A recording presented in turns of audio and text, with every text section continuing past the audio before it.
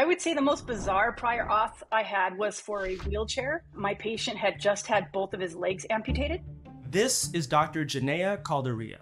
I'm a family practice physician in San Diego. And she's talking to producer Alec Opperman about how her patient's insurance denied her request for a wheelchair for a double amputee. The reason was because I didn't specify how his walking would be affected by his disability. So I had to call and fight this and tell these people, my patient doesn't have legs. Dr. Calderia is referring to something called prior authorization, an approval doctors like her need to get before insurers are willing to pay up for certain procedures like medications or a medical device like a wheelchair. Stories like this got us wondering, why are these obviously necessary procedures, medications, devices, etc. being denied? So we went searching for a reason. Is it run-of-the-mill evil? Is it fraud? And if so, who exactly is responsible? But what we actually found was a grift that, while totally legal, surprised us at every turn. I'm Andrew Rivera from More Perfect Union, and today we're uncovering the scam behind prior authorizations. A lot of our digging was inspired by the story of a woman named Kathleen Valentini. She became our client in 2019 when her husband, Val, called me and said, "I want to tell you a story." That's Steve Cohen, the lawyer for the Valentini family. Kathleen was a retired teacher living in North Carolina when her hip started to hurt. After it didn't go away, her doctor ordered an MRI, but the prior authorization was denied. The insurance company said the MRI was not medically necessary. The appeal of the denial of the MRI took 5 weeks, and Kathleen finally got the MRI. And when she did, it showed that she had a fast-growing sarcoma, a cancer, in her hip. Kathleen saw an oncologist, but the 5-week delay meant that the cancer had spread. Instead of just needing chemo, she needed to have her entire leg amputated, all because of her delay in getting a prior authorization. As we looked into it, stories like Kathleen's seemed all too common. The American Medical Association found that 80% of doctors report that patients have abandoned their treatment because of the prior authorization process. 19% say they've led to life-threatening events or required an intervention to prevent permanent impairment or damage, and that's exactly what happened to Kathleen. And her husband could not believe that an insurance company had the power to overrule the doctor's recommendation. Most shocking, however, is why the insurer said that the MRI was not medically necessary. In Kathleen's case, it meant that she hadn't done an essential step before getting an MRI. She never went to physical therapy. Except she did. The doctor said, "Guys, not only she finished the 6 weeks of physical therapy, you paid for it." Insurance companies claim that prior authorizations save patients from unnecessary procedures and prevent fraud. They also claim they adhere to clinical guidelines set forth by professional organizations of doctors themselves.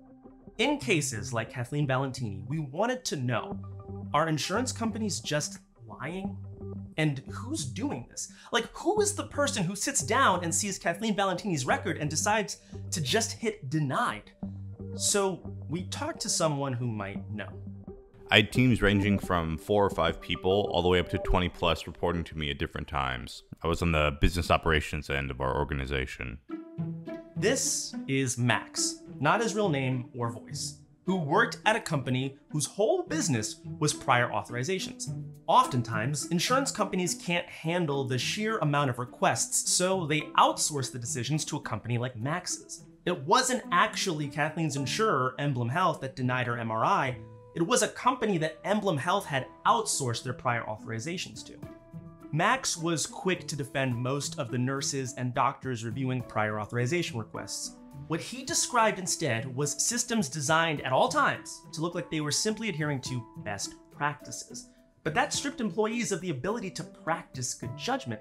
Instead, companies like his used hostile design to push the kind of large-scale outcomes they wanted. There's not a whole lot of room for subjectivity in some of these tools. And so like, I can't check that box or I can't fill in an answer here.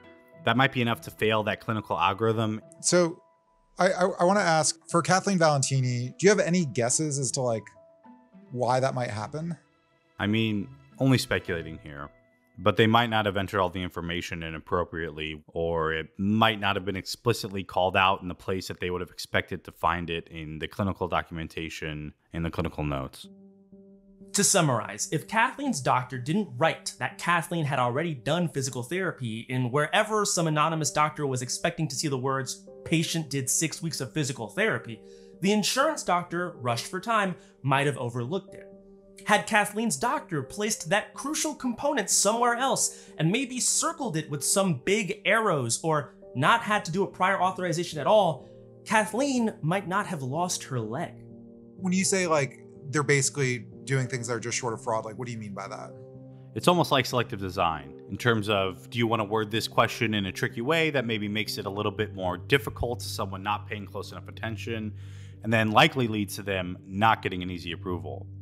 But while Max consistently stressed how their decisions were supposedly rooted in best practices, story after story from doctors highlighted a system that was comically inept when it wasn't just outright horrifying. Dr. Calderia once ordered a mammogram for a patient with a carcinoma. The insurance initially rejected the prior authorization after a worker didn't understand basic medical terminology. The person who is reviewing this case didn't know that carcinoma is also cancer. In another case, Dr. Calderia looked into a doctor who kept rejecting her submissions. She had found he switched to insurance after receiving a multitude of complaints against him to the medical board. Others just seem not worth the effort. One doctor complained on social media about needing a prior authorization for a cheap blood pressure medication that only costs a few dollars a month. I just got a prior authorization from United Healthcare for lisinopril. I hope the whole board at United Healthcare gets diarrhea tonight. Steve Cohen has one answer to make sense of all this. Insurance companies have used a strategy for the last 20 years that's known as deny, delay, and defend. It comes from a McKinsey recommendation that said if you deny care, some of it will just go away. Max had never heard of the term deny, delay, defend, but said it was an unspoken understanding in his line of work. They would never say, let's deny more requests, but would say, let's send more requests to review, knowing that the outcome was the same. And when that happened, patients might give up, or end up switching insurers, or end up in a new year with a new deductible to hit. But more shocking is that companies like Max's aren't just grifting patients, they're grifting the insurance companies themselves. Let's take the wheelchair example. If Dr. Calderia didn't properly document how having no legs impaired her patient's walking, she might resubmit with a nice little summation of how her patient could not, in fact, walk without legs. We did 2 reviews in that case, the initial review and the subsequent review. And it doesn't matter that both were for the same patient because in our data, we'll have 2 requests. And when we're reporting value to our clients, most of the decks that I had seen were showing things like denial rates and then how those trended over time. Those denial rates were simply calculated with the number of denials divided by the total number of decisions. In other words, those 2 separate requests for a wheelchair end up looking in a spreadsheet like a 50% denial rate. It doesn't matter that the patient got the wheelchair in the end, that one denial that delayed care by days or weeks helps crank up his company's denial rate. Multiply that by thousands of denials which eventually get resubmitted, and Max's company can claim that they've saved the insurance company millions of dollars that they actually haven't. Meanwhile, patients like Kathleen are dying or becoming disabled. At Max's company, there was a balancing act between selling their cost savings to insurers and angering groups of providers who might leave the healthcare plan. At some points, they were told that they were denying too much by their clients. We would make decisions on how much volume we send to be reviewed by our nurses and our doctors for given health plans based off of whether or not we've got upcoming contract renewals. The thing that's bothersome is that those are decisions that are made based purely off of money and business relationships as opposed to prescriptive patient outcomes. Kathleen's family sued Emblem Health and Evacor. Among other things, Steve Cohen argued that they had committed fraud and medical malpractice, but they didn't get far. During the very first conference with the judge said, "What happened to Kathleen Valentini is tragic, but there's no law in New York, none in the federal system, that holds an insurance company accountable." I mean, to be honest, I can't even count the number of lawsuits that came through in the time that I was there. But I don't remember any of them wherein we were found to be liable. Kathleen was eventually killed by her aggressive cancer. Steve Cohen thinks her insurer shares the blame. There's currently an unprecedented amount of public pressure against prior authorizations. Patients, doctors, and lawmakers are outraged by stories like Kathleen Valentini's. In our own research, we learned of patients left with permanent incontinence because of delayed imaging, and others who go malnourished and need surgery after insurance delays leave their inflammatory bowel diseases untreated. One woman spoke to us and said her experience with prior authorizations through private insurance ruined her life as she battled a rare disease that left her bedridden. Over 30 states have introduced legislation trying to fix prior authorization. Drawing from the American Medical Association's guidance, many of the bills required 24-hour response times for urgent care and 48 hours for non-urgent. The AMA also recommends making prior authorization information public, something that Vermont already does. There's also legislation that's been stalled in Congress. Many of these recommendations could save the lives of people like Kathleen Valentini, but they may not be enough. Max wonders if prior authorization is useful at all based on his experience in the industry. It's just unnecessary. There's no direct line that leads to any kind of evidence of improved health outcomes for the patients.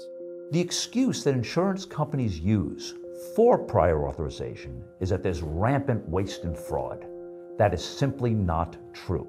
In a $1 trillion industry, the amount of fraud, it's a tiny, tiny percentage. Steve Cohen has another idea: what insurers used to do, and what Medicare still does: pay and chase.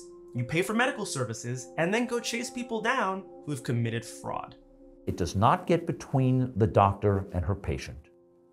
It is approved, it is paid for, and then the worst offenders are audited. In Steve's vision, doctors can make their own calls and bad ones will get punished. It's not perfect, but it's better than putting a company whose sole duty is to its shareholders in between you and your doctor. A company that, in the case of Kathleen Valentini, courts have ruled has no obligation to care for your health. Thank you so much for watching our video. If you have your own stories about prior authorization or health insurance in general, please let us know. Drop us a line at stories@perfectunion.us or leave it in the comments below. And as always, please like and subscribe to get more and more Perfect Union in your feed.